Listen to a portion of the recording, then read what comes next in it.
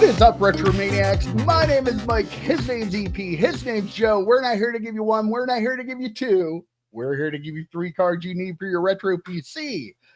I got a little bit of something different this week. You know, I came out with a cool Frank Thomas insert last week. This week, I'm going to a 1991 Impel card, Joe. Ooh, I know what this might be. Is it Marvel? Is it Star Trek? No, it is Disney. Nice. My card is the card number 100, the family portrait of Mickey Mouse. Of course, you know, it has Mickey's bio on the back. You know, everything you ever needed to know about Mickey Mouse is right there.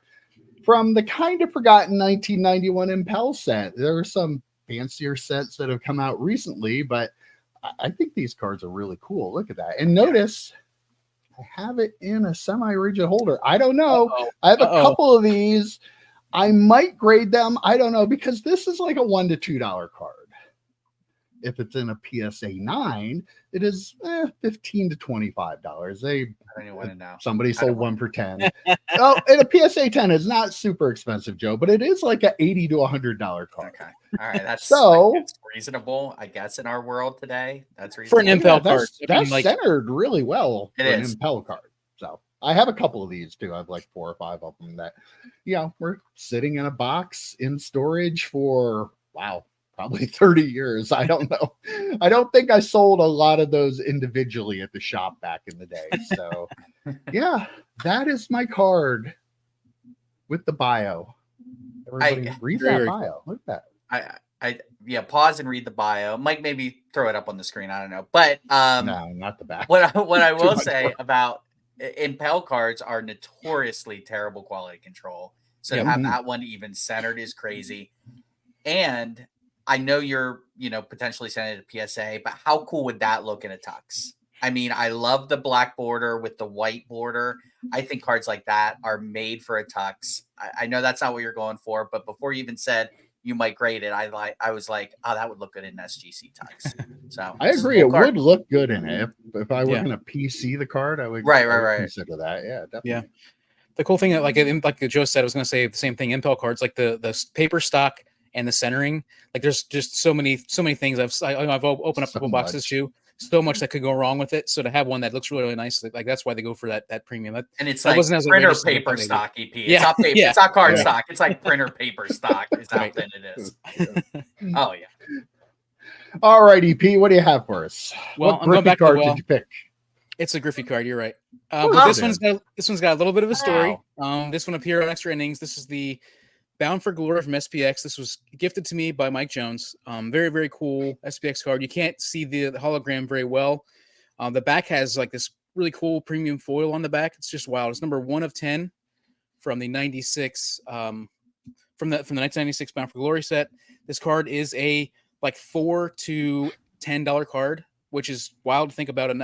From a cool 1990s insert with Griffey on it, 4 to 10 card set. All Hall of Fame talent. There, Barry Bonds and Manny Ramirez on there, but the actual set itself is really cool. Probably get the whole thing for like $30, and that's wild to think about for like I said, from a premium set, a premium quality card, and way thicker than that Impel card. So, I was thinking about the because that reminds me of a card that I got from Mike Jones. Mike Jones getting a lot of love here this episode, but. I love the cards that have like the regular card, but then like a hologram like inset in it. You know what I mean? Like I think so. You're using it's kind of like watching like Who Framed Roger Rabbit with where it's animated, kind of humans right at the same time. Like this one has like a regular card, and then it's got that inset hologram. But I've noticed those holograms do not show up very well. Like after years and years of people probably looking at him in the sun. Right, they've gotten rough. In person, this one's actually pretty good, but I can't get it to replicate it all. Yeah. And I guess it's rough. But this one in person, this one's pretty good. And Mike Jones gave you that for driving him home, correct? Correct. Yep. Yet the person who drove him 5 hours to Cleveland and 7 hours back to Bloomsburg. 7? I thought it was 20. We had to show off. It was 20, I thought. So just for all the Mike Jones love, the Joe things being thrown out here, I just want to. throw that out there. You have to balance it out with Without Mike comment. Jones hate, is what I'm Without comment. But yeah, those are fantastic. And if you're looking to buy any SPX packs, I don't know, that pack stack sale I have starting tonight might have those in it. So just saying, follow this guy. Oh yeah, it is Friday, isn't it? It is. All right, Joe, wrap us up. All right. I'm going 1999, our favorite year ever, right? Party like it's 1999. I'm going Donruss Elite Football. I'm going Passing the Torch. Ooh. Dual-sided card. Now, if I was trying to win some fake competition that is being perpetuated in the comments every week, I would pick the Barry Sanders, Walter Payton one and just pull something right out of my ass to try and win some votes. But I'm not going to do that.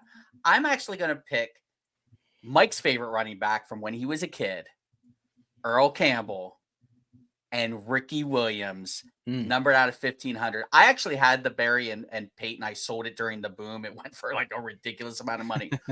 So I do not physically have this card. But if I was going to buy a card from this set, I absolutely love the Earl Campbell. And then you flip it over, numbered to 1,500, Ricky Williams in his Texas uniform on the back.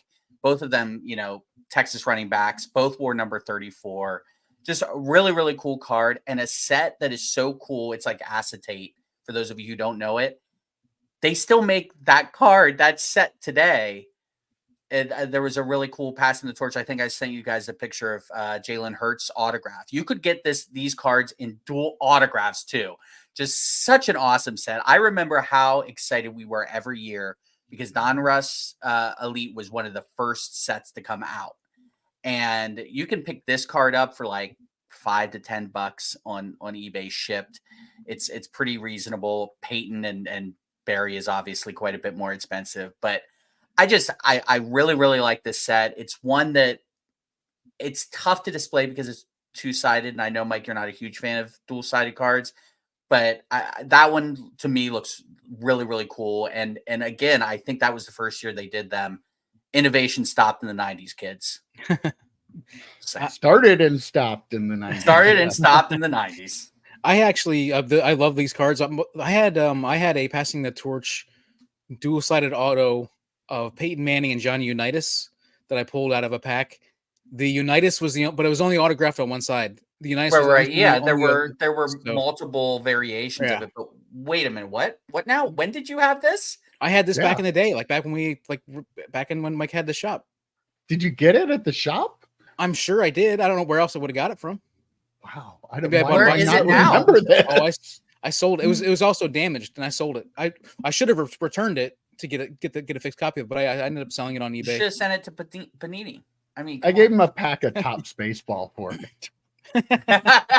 No, you gave him a pack of Donruss Elite. That's too much. You're like, maybe you could pull the dual-sided one. Wow. I don't even remember that. I don't remember that either. That feels like something we would remember. I'm shocked. I was scrolling through X the other day and I saw a highlight reel of Earl Campbell. And wow, Dude, I loved him, but wow, he was such a beast. Watching people try to tackle that man, he ran over people. He would just put his shoulder down and run people over. Yeah, they had the tearaway jerseys. They had totally had it torn from the shoulder all the way down on the one play. Yeah. But, I remember always talking to Barry Sanders, then sitting and my dad saying, "Hey, watch this guy." Just like it was an NFL Films thing, Earl Campbell, and he said, "Just sit down and watch this guy," and just being mesmerized watching the highlights of him running, just incredible. Just using his head, which you shouldn't do nowadays, kids. No, but using his head as just a battering ram. Just right in other guys' chest and moving them out of the way. Yeah. It was they moved whether they wanted to or not. Yeah. That's why some of those guys only played 10 years or less, right? Because they just yeah. And Ricky Williams, say what you will. I mean, Ricky Williams in college, arguably one of the most dominant college running backs of all time. And if he didn't have the issue, which shouldn't be an issue, as a pro, imagine the numbers he could have put up. Especially when he came back and played for the Dolphins in that Wildcat. I mean, he could have had an Earl Campbell type career if it wasn't, kind of pieced apart a little bit. But Yeah. just two great running backs that you don't think of when you think great running backs. You think of Peyton, you think of Emmett, you think of Sanders, but those two were just awesome to watch. All right, guys. Those were 3 great choices again this week. That's all we got. See you next week. Take care, guys. See you, boys. See ya.